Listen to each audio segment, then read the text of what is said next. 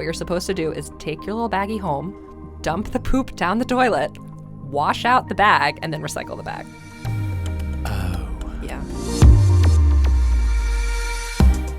Welcome to Mosaic of China, a podcast about people who are making their mark in China. I'm your host, Oscar Fuchs. Happy Chinese New Year, everyone. This is a special recording for me. I mentioned in the interview that I've known Lexie for 3.5 years. So I went into this recording having a very clear idea about how it would go, but actually it went completely differently. I wasn't expecting the story that she shared, and maybe other people who know Lexie may also get a surprise. I should say that I normally record these intros just before releasing each episode, but I planned on being away at the time this is going out, so I'm pre-recording this on January the 23rd. Normally, I guess a week or two doesn't matter here or there, but as I record today, we've got an impeachment trial starting in the US, we've got a Brexit bill going through Parliament in the UK, and the whole city of Wuhan has just been put on lockdown because of the coronavirus outbreak. Whatever I'm saying right now will at best be obsolete and at worst insensitive by the time you're hearing this, so all I'll say is that this is truly a nice episode and I hope that it'll bring you some necessary cheer. I'm here with Lexie Comstock. Lexie is the founder of Strictly Cookies here in Shanghai. Hello, Oscar. Welcome to my home. Yeah, so this is a funny one for me because usually I invite people to the studio or actually to my home, but this is the first time in the whole season that I'm going to someone's house. How does it feel? Unsettling? It is unsettling. Mario's watching you from the corner. Yeah, so who is Mario? Mario is my, I think, 8-year-old dog that I got in Shanghai. He is a fantastic little pup. A lot of my friends know him very well because they are kind enough to take care of him when I go on various travels or work trips.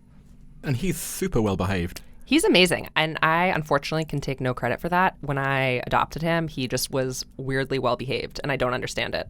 He's a street dog, but the Shanghai streets, I guess, were kind to him. And it's crazily quiet here. Like, I'm surprised at how insulated you are from the noise outside. Well, one of the reasons for that is because they do construction in the evenings, and by evenings, I mean 10 p.m. to 4 a.m. So right now, we're fine. Okay. Let's start the conversation by, first of all, talking about the object. So what object did you bring? Sure. So I have this cutout of the box that my first mixer came in. And as you can see, it's actually a pretty cool design. It's almost like a stencil drawing of a mixer, and the font is really cool. I don't know. I love the whole look of it, and that was obviously a really big step for me to buy a mixer because without it, Strictly Cookies would not have started. And yeah, I don't know. I framed it right after I upgraded to a much larger mixer, and actually it's making me a little sentimental looking at it and thinking about that time.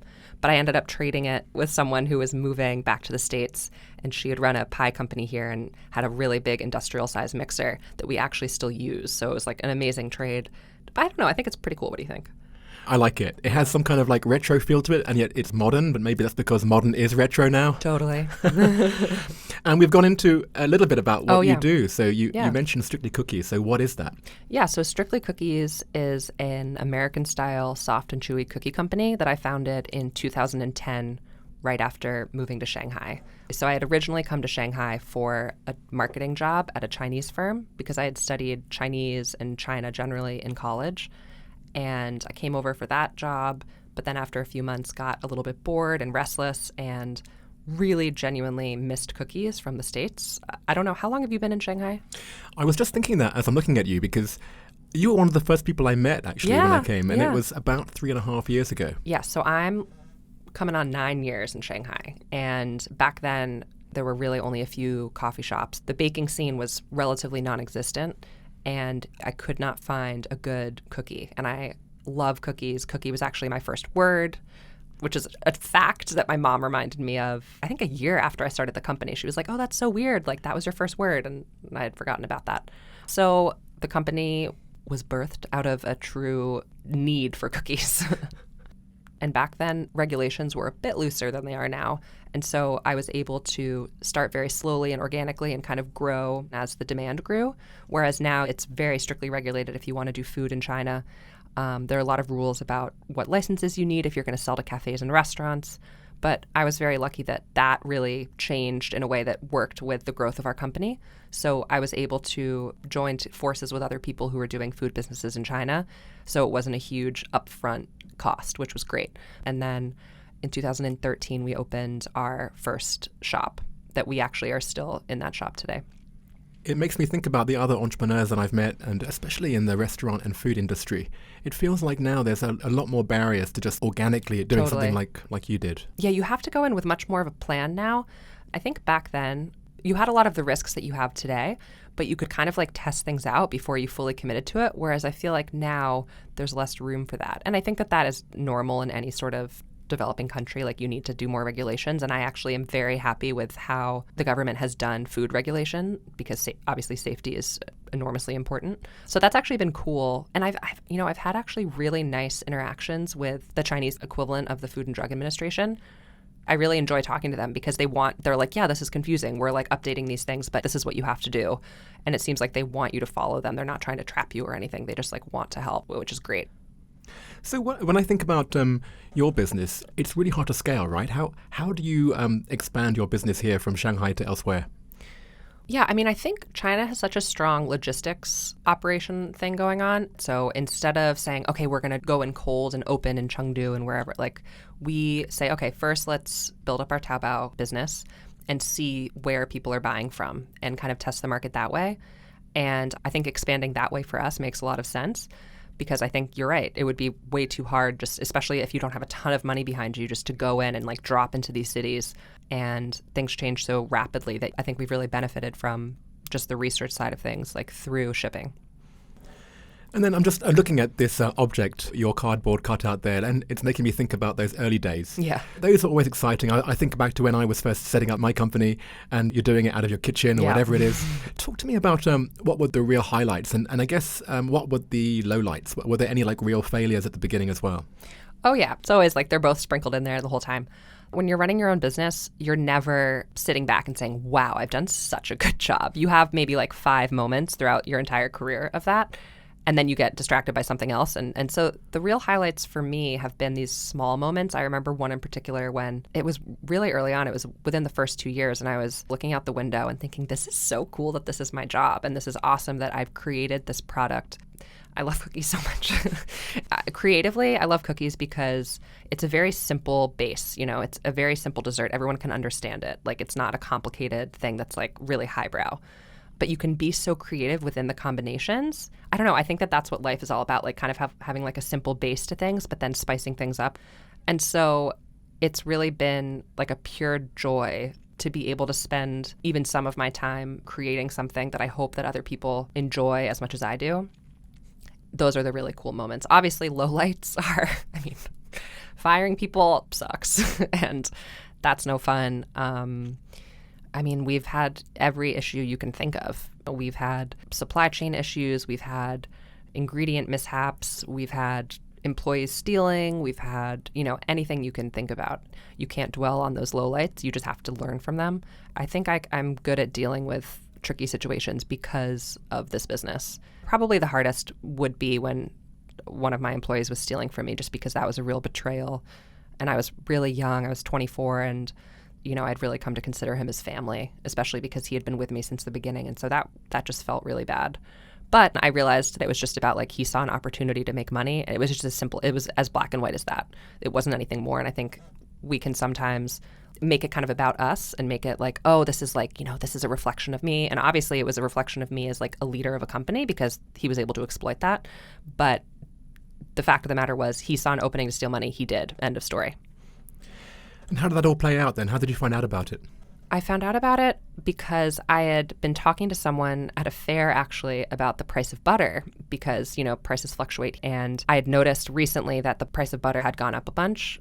And so I was talking to someone at a fair who also is in the dessert business. And I was like, yeah, like ingredients, like brutal. And he was like, yeah, luckily butter's gone back down. And I was like, what? And so I looked into it a little bit. And you have these feelings that something just isn't right, but I really hadn't wanted that to be true. You're so paranoid. Like, you're like, okay, is it just this one person acting alone? Who else knows about it? Is he in cahoots with the company I'm buying from? Like, are they providing fake fapiao? So like, because I was seeing the records and I didn't understand. So I had my friend call from like a different number in case they had my number, place an order for some of the ingredients, but not the exact ingredients we would order because I didn't want it to be too obvious. So like she ordered like butter and chocolate and sugar maybe. And then I had them deliver it to a friend's office address, and they delivered it, and it was all different pricing and cheaper, which didn't make any sense because she ordered a bag of each and we were ordering a ton more. And so I was like, okay. So I brought my lawyer at the time and sat down with him, and it was really, really hard. And he was like, he tried to deny it for a little bit. And I just looked at him and I was like, no, I know. And then he didn't really say anything. We were producing a lot of cookies at that point. So I really had to like rip apart all of the way the business was running. Like I had to shoulder it a lot on my own at that time. And that really forced me to just do all of those things. And, it was actually a very exhilarating time because I was like, yeah, I clearly do love this business and this company because this just really rattled me, but I'm still really excited about waking up and going to the factory. And also it proved to me that I needed to just do things a little bit differently and have a little more oversight. Wow. Well, I had no idea that that's the story that we'd be going to today. Yeah. It makes me think, actually, because it was your own business, it was very much your baby. Like this, when you say the word betrayal, I know exactly what you mean. Like, this is not just a business betrayal. This would have been personal, right? It was so personal, especially I genuinely loved him. Like, he was kind of like a father-uncle figure, especially being so far away. I don't know if it's crazy, but like separate from that incident, he still was a very good friend to me in other ways. And like, I will never speak to him again, but that doesn't ruin the nice things that he had done for me. Maybe it was to make me feel comfortable with him and trust him, who knows? But like, I just prefer not to think of it that way. There's no point. Well, let's not dwell too much more on that point. And we'll end now. Yeah. So do you now specifically make cookies for the China market, for example, or are you still selling to people who are more international? I don't know. I think just having lived here, I'm exposed to really cool flavors. And so I just have more fun with Chinese flavors, not because I'm like, oh, here are these cookies for my Chinese customers, but more because I'm like, oh, this is delicious and really cool and interesting. And I love the idea of fusing this with a classic American cookie. So give me an example. So matcha marzipan is something that I think is really cool because when I first arrived, I was like, I'm not going to just make like a green tea cookie and pander to the Chinese clients because I think that that's offensive just to be like, you're Chinese, so you're going to love this green tea cookie. But combining a marzipan element, so we make the marzipan in-house, and it actually cuts a lot of the bitterness of the matcha. And so that to me is like a really good combination. So that's been a really cool one. Also, we do a Yangmei coconut cookie. I think the English word is bayberry. It's such a Chinese flavor, and it's, I think you can only really get them in June, July. There's so many cool potential flavors of cookies in China, and like exploring like spicy elements and all that stuff has been super, super cool and really fun. I'm just thinking, actually, we ran into each other in Chengdu, didn't we? Yeah. And you know what? Yeah. I'm going to challenge you. I think I'm ahead of your challenge. You're going to use Sichuan pepper? Yeah, duh. You've done it I've already? already done it, yeah. What's that one then? So this was actually really cool. So social media is great. And I made an Instagram baking friend who's based in Paris. And she's a great baker. And I actually went to go visit her in November. And we're working on this cookie that's combining a popular flavor in both China and in France, chestnut, and the lovely Sichuan pepper. So we've done a chestnut Sichuan pepper cookie. So you stay tuned for that. Are you going to give me a free one? I'll give you 2. Yes. So what about the future then? So if you think about where you've come in the last 8 years, like if you project ahead into your crystal ball, like what do you think is going to happen next? I'm excited to expand, and not only in China, but outside of China. And I think doing it in creative ways is really important. So it's not necessarily like, open a flagship store in New York or wherever. I don't know. I think with social media, you can expand in a more interesting and I hope less expensive way. It's funny, just listening to that when you're an American here in China and now you're thinking about exporting outside of China. Yeah. It makes me ask you the question, how would your business maybe be different if you'd done this in America, do you think? It wouldn't have worked in a way that now thinking about expanding to the U.S. would. I think that being a little bit removed has allowed me to pick things up, try things out, especially flavor-wise. That's been really cool. So I don't think if we had started this 8-9 years ago in the U.S., it would have worked in the same way. The U.S. is like such a saturated market with cookies, but I've been doing it for so long that now it's more of just like a sheer determination of like, this will work and like I will find a way to do it. And you're still small enough that you can adapt, you're nimble. Good luck to you, Lexie. Thanks. And thank you so much for that conversation. I want someone out there to do a word count and see how many times we use the word cookie. Yeah. We're going to move on now to part 2. Great. Let's jump into question 1. What is your favorite China-related fact? So I recently have learned about this thing called panda diplomacy. Apparently, China owns most, if not all, of the pandas worldwide. And they kind of use them as like a bargaining tool, so you can see the strength of the relations between countries and like your standing with China based on the panda situation. I think that's so funny. And that these like kind of super sweet but dumb pandas are like getting like tossed around. I just think that's great. So that's definitely my favorite China fact. And at this very moment, China has, or Shanghai at least, these very intense garbage rules. Okay, did you read about what you're supposed to do with dog poop now? No. Okay, so just to give everyone an update. So you're supposed to separate all of your trash into wet, dry, whatever. It's very intense. There are guards outside making sure that you've separated your trash correctly. You get fined if you don't do it, which again, cool, China, like this is definitely moving in the right direction, but a little bit intense, kind of classic China style.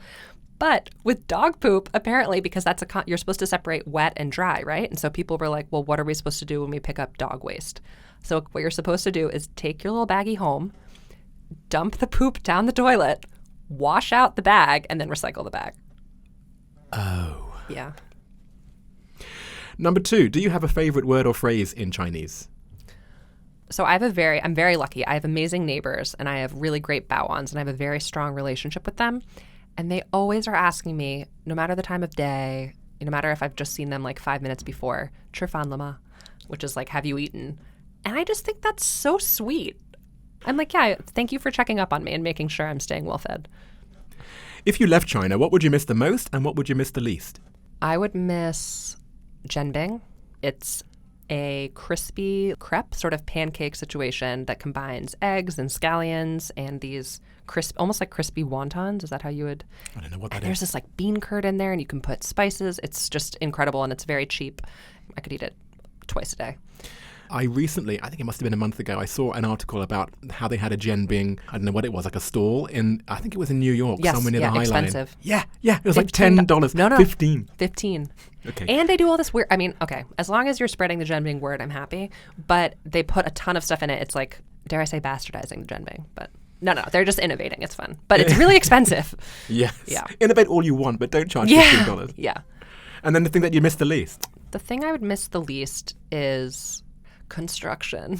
Oh, right. Like, I very much support all of the innovation that's going on and all of the cool things that's happening in Shanghai, but there's just been a constant stream of construction all around the area that I live in, and apparently it's going to be going on for the next 2 or 3 years. Yeah, it's just loud and it happens in the middle of the night, and I'm just there was a point when my apartment was shaking in the middle of the night and waking me up. Yeah, so I'm just very over the dirty roads because I have a dog, so I walk him, he gets dirty, all this stuff. So I know that it's necessary. It happens in every city, but it's just been really hard to escape for me because it's day and night, you know. Is there anything that still surprises you about life in China? I would say, again, just how quickly things move here. So this has been the constant from 2010 until now. Things move and update so quickly. And that is just, I think, so unique to China at this very moment. And anything from food safety laws to traffic laws to construction to anything. It's such a fast moving place. And it's incredible, like the pace. Where's your favorite place to go out, to drink or to eat or just to hang out? While it's no longer available to me, I would say in the past it's been my friend Adam's apartment. So I think you came to a couple of his parties, but my friend Adam had this amazing apartment right on the corner of Fuxing and Wulamuchi. And he made a New Year's resolution one year to throw a theme party every month.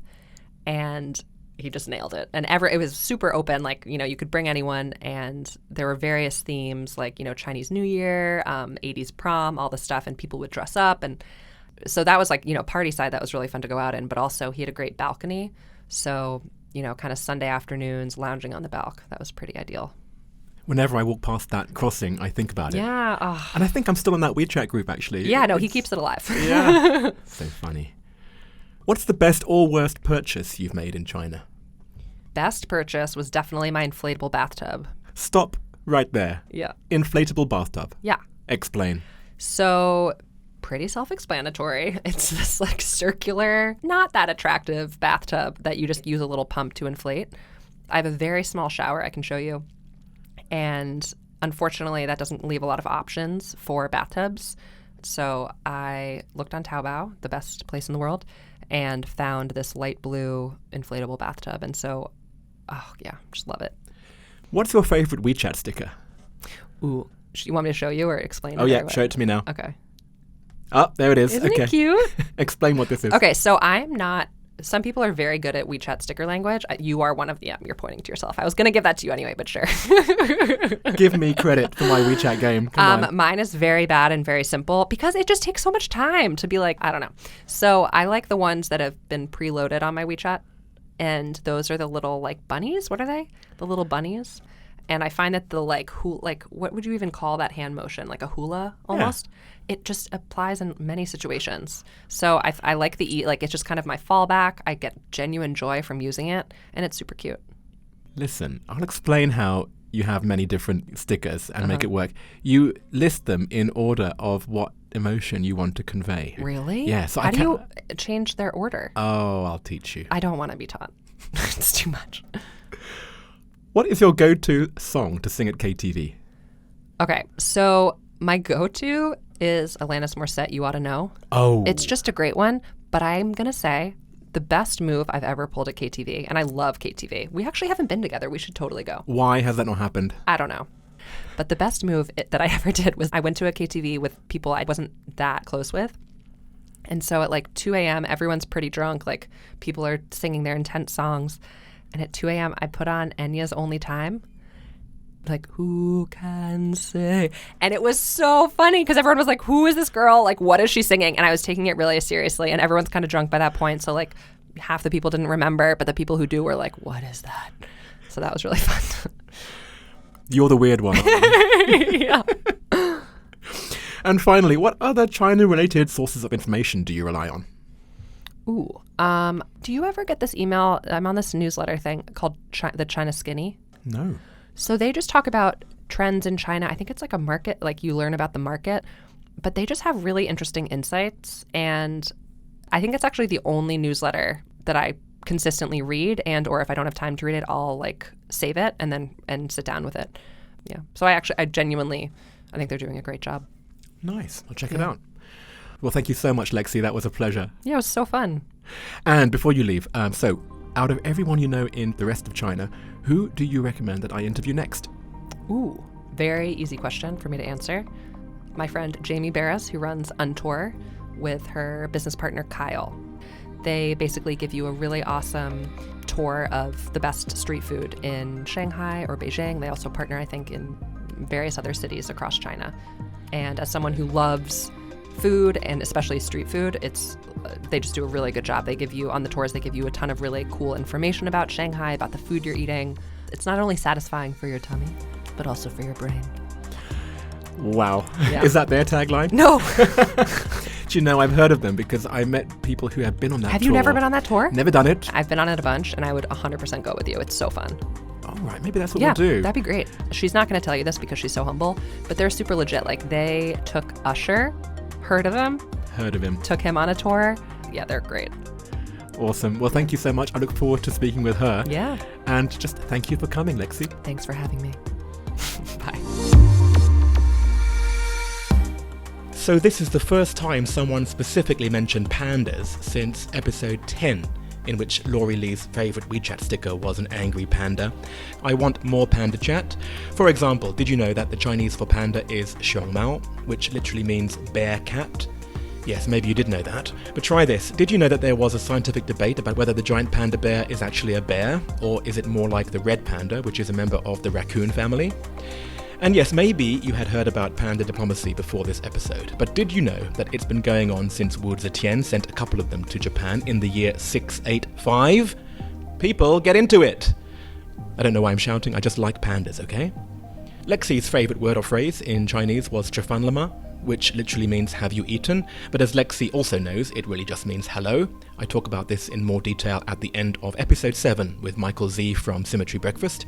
The interesting thing I want to add this time is about the particle le in 吃饭了吗. So humour me here.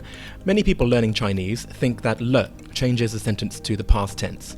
And in this case, it's true. 吃饭吗 means are you eating, and 吃饭了吗 means have you eaten. But actually, le doesn't denote the past, it denotes a change of state. So when Lexie's neighbours are saying "Chafan lama," they're actually kind of asking, have you gone from the state of not eating to a state of having eaten? Let me give you another example. So taking last week's episode with Stefan, I said that I've gained weight in Shanghai because I don't find it very easy to go running here, and I'm sure Lexie's cookies don't help either. So if I say 我胖, it means I'm fat. But if I say 我胖了, it doesn't mean I've fatted. It means I've got fat. I've changed into the state of being fat. I'm fat, okay? Loads of photos to share from today. Please check them out on the handle Mosaic of China on Instagram, Facebook or Weibo. Or join the group on WeChat and add me on my ID, s01e20, and I'll add you to the group. There are photos of the 3 cookies that Lexie specifically mentioned in our chat.